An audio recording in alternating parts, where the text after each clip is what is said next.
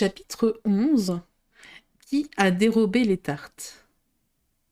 Lorsque Alice et le Griffon arrivèrent, le roi et la reine de cœur étaient assis sur leur trône, au milieu d'une grande foule composée de toutes sortes de petits animaux et de petits oiseaux, ainsi que de toutes les figures du jeu de cartes. Devant eux se trouvait le valet de cœur, chargé de chaînes, gardé par 2 soldats.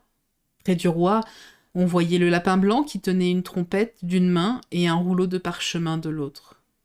Au centre exact de l'enceinte où siégeait le tribunal se trouvait une table couverte d'un grand plat de tartes. Elles avaient l'air si bonnes qu'Alice eut très faim rien qu'à les regarder.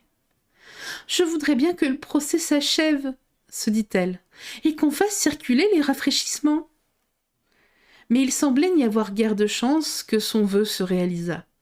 Aussi commença-t-elle à regarder tout autour d'elle pour passer le temps. Alice n'avait jamais pénétré dans une salle de tribunal, mais elle en avait lu diverses descriptions dans plusieurs livres, et elle fut toute heureuse de constater qu'elle savait le nom de presque tout ce qui s'y trouvait. « Celui-là, c'est le juge, puisqu'il porte une perruque, » se dit-elle. Il faut préciser que le juge n'était autre que le roi. Comme il portait sa couronne par-dessus sa perruque, il avait l'air très mal à l'aise, et cet attirail était totalement dépourvu d'élégance. « Ah, et voici le banc du jury, et ces 12 créatures ?» Elle était obligée d'employer le mot « créature » car, voyez-vous, il y avait à la fois des animaux et des oiseaux. « Je suppose que ce sont les jurés ?» Elle se répéta ce dernier mot 2 ou 3 fois de suite, très fière de le savoir. Car elle pensait, à juste titre d'ailleurs, que très peu de petites filles de son âge en connaissaient la signification. Néanmoins, elle aurait pu tout aussi bien employer le mot « membre du jury ». Les 12 jurés étaient tous occupés à écrire fébrilement sur des ardoises. « Que font-ils » demanda Alice au Griffon à voix basse. « Ils n'ont rien à écrire tant que le procès n'a pas commencé. »« Ils écrivent leur nom, » répondit le Griffon dans un souffle de peur de l'oublier avant la fin du procès. « Quels imbéciles !» s'exclama une voix très forte et indignée. Mais elle se tut vivement car le lapin blanc cria « Silence !» tandis que le roi mettait ses lunettes et regardait anxieusement autour de lui pour voir qui se mettait à parler. Alice put voir aussi distinctement que si elle avait regardé par-dessus leur épaule que tous les jurés étaient en train d'écrire « Quels imbéciles !» sur leur ardoise, et que l'un d'eux, ne sachant pas orthographier « imbécile », était obligé de demander à son voisin de lui épeler le mot. « Il va y avoir un beau fouillis sur leur ardoise d'ici la fin du procès, » pensa-t-elle. L'un d'eux avait un crayon qui grinçait. Naturellement, Alice ne put supporter cela. Elle fit le tour du tribunal, se glissa derrière le juré, et eut vite trouvé l'occasion de lui subtiliser son crayon. Elle le fit si prestement que le pauvre petit juré, c'était Bill, le lézard, ne comprit absolument rien à ce qui s'était passé. Aussi, après avoir cherché partout son crayon, il fut obligé d'écrire avec un doigt pendant tout le temps que dura le procès, ce qui ne servait pas à grand-chose car le doigt ne laissait aucune trace sur l'ardoise. « Héros, lisez l'acte d'accusation !» s'écria le roi. Sur ce, le lapin blanc sonna 3 fois de sa trompette, déroula le parchemin et lut ce qui suit. « Notre reine de cœur avait fait des tartes tout au long d'un beau jour d'été. Mais le valet de cœur a volé ses tartes et les a toutes emportées. »« Délibérez pour rendre votre verdict, » ordonna le roi au juré. « Pas encore, pas encore, il y a beaucoup à faire avant d'en arriver là, » protesta le lapin. « Appelez le premier témoin, » reprit le roi.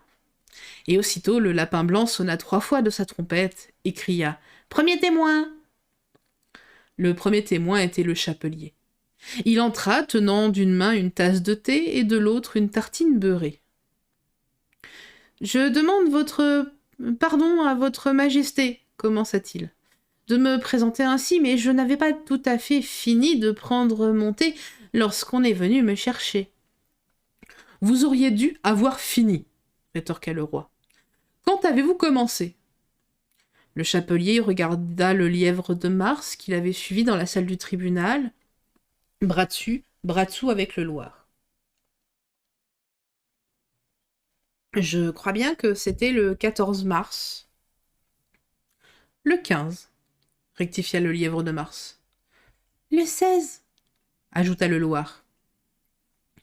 Notez tout cela, dit le roi au juré. Ceux-ci écrivirent avec ardeur les 3 dates sur leur ardoise, puis ils les additionnèrent et convertirent le total en francs et en centimes. Ôtez votre chapeau, ordonna le roi au chapelier. Il n'est pas à moi, hein, protesta l'interpellé. Volé, s'exclama le roi en se tournant vers les jurés qui, immédiatement, prirent note du fait. Ah, je n'ai aucun chapeau qui m'appartienne, ajouta le chapelier en guise d'explication. Moi, je les vends, je suis chapelier. C'est mon métier. Sur ce, la reine mit ses lunettes, puis elle le regarda si fixement qu'il devint tout pâle et commença à s'agiter. « Faites votre déposition, » dit le roi, « et tâchez de vous calmer, sans quoi je vous ferai exécuter sur le champ. » Ceci n'eut pas l'air d'encourager du tout le témoin. Il continua à se dandiner d'un pied sur l'autre, tout en jetant vers la reine des regards inquiets. Et dans son désarroi, il prit une grosse bouchée de sa tasse, au lieu de mordre dans sa tartine. Juste à ce moment, Alice éprouva une sensation très bizarre qui l'intrigua beaucoup, jusqu'à ce qu'elle eût compris de quoi il s'agissait. Elle recommençait à grandir. Sa première idée fut de se lever et de quitter la salle du tribunal, mais à la réflexion, elle décida de rester où elle était tant qu'il y aurait assez de place pour elle. « Je voudrais bien que tu ne me serres pas comme cela, » dit le Loir qui était assis à côté d'elle.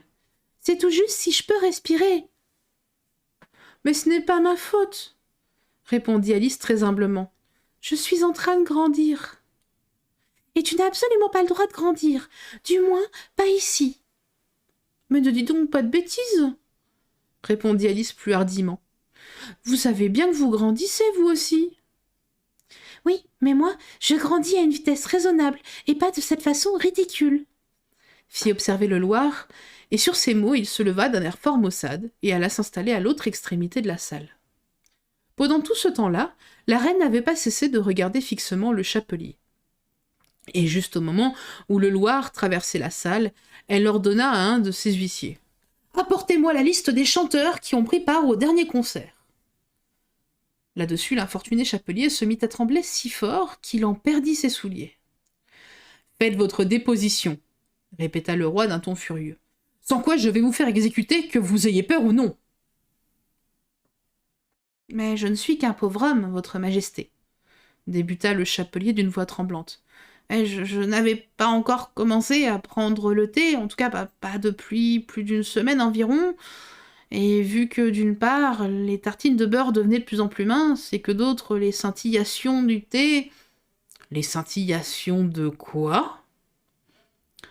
« Dans cette histoire, tout a commencé par un thé, hein. »« Mais bien sûr que comme tout commence par un thé, me prenez-vous pour un âne batté ? Continuez, » dit le roi d'un ton aigre. « Et je ne suis qu'un pauvre homme, hein. Après cela, tout s'est mis à scintiller, mais le lièvre de Mars a dit que... »« Je n'ai rien dit du tout, » interrompit le lièvre de Mars très vivement. « Ah, tu l'as dit ? Je le nie. »« Il le nie, » déclara le roi. « Laissez ce sujet de côté. »« Soit. Bon, de toute façon, le Loir a dit... » continua le chapelier, en jetant autour de lui un regard inquiet pour voir si le Loir allait nier, lui aussi. Mais il ne nia rien, car il dormait profondément. « Bon, après cela, reprit le chapelier, j'ai coupé d'autres tartines. »« Mais qu'est-ce qu'a dit le Loir ?» demanda l'un des jurés. « Ah, je peux pas me le rappeler, » répondit le chapelier.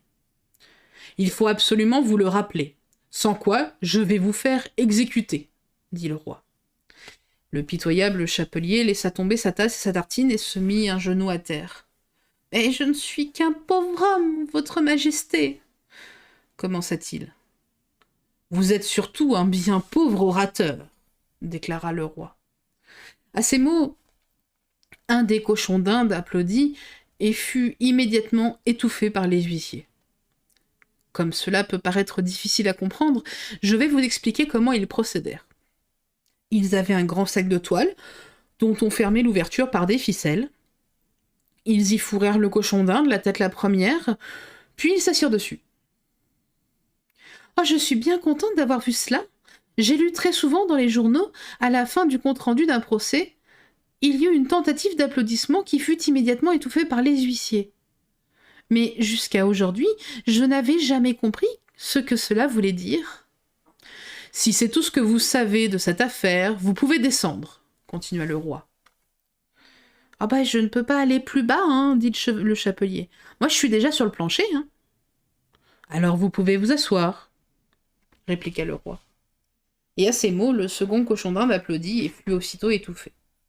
« Bon, nous voilà débarrassés des cochons d'Inde. À présent, cela va aller mieux. »« Je préférerais finir mon thé, hein, » répondit le chapelier avec un regard inquiet à la reine qui était en train de lire la liste des chanteurs.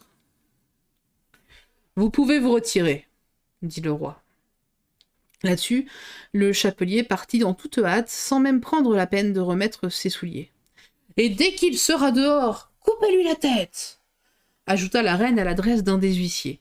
Mais le chapelier avait disparu avant même que l'huissier fût arrivé à la porte. « Appelez le témoin suivant !» ordonna le roi. Le témoin suivant était la cuisinière de la duchesse. Elle portait à la main droite sa boîte de poivre, et Alice devina ce qui allait arriver avant même qu'elle ne pénétrât dans la salle. Lorsque les gens qui se trouvaient près de la porte commencèrent à éternuer tous à la fois. « Faites votre déposition !» dit le roi. « Je refuse !» répliqua la cuisinière. Le roi jeta un regard inquiet au lapin blanc qui murmura à son oreille. « Il faut absolument que votre majesté fasse subir un contre-interrogatoire à ce témoin. »« Allons, puisqu'il le faut, » dit le roi d'un ton mélancolique. Ensuite, après avoir croisé les bras et froncé les sourcils, à un point tel qu'on ne voyait presque plus ses yeux, il demanda à la cuisinière d'une voix caverneuse. « Avec quoi fait-on des tartes ?»« Avec du poivre, presque toujours. »« Avec de la mélasse ?» murmura derrière elle une voix endormie. « Prenez ce loir au collet !» hurla la reine. « Coupez la tête à ce loir, expulsez-le, étouffez-le, pincez-le, coupez-lui les moustaches !» Pendant les quelques minutes nécessaires à l'expulsion du coupable, le plus grand désordre régna dans la salle du tribunal, et quand tout le monde eut regagné sa place, la cuisinière avait disparu. « Peu importe, » dit le roi d'un air très soulagé, « appelez le témoin suivant. » Et il ajouta à voix basse à l'adresse de la reine. « Vraiment, ma très chère amie, c'est à vous de faire subir un contre-interrogatoire au témoin suivant. Cela me donne une telle migraine. » Alice regardait le lapin blanc, cherchait nerveusement le suivant sur sa liste, très curieusement, et très curieuse de voir qui pouvait bien être le prochain témoin. Car jusqu'à présent, ils n'ont pas beaucoup de preuves, hein, se disait-elle. Et imaginez sa surprise lorsque le lapin blanc cria très fort de sa petite voix aiguë. « Alice !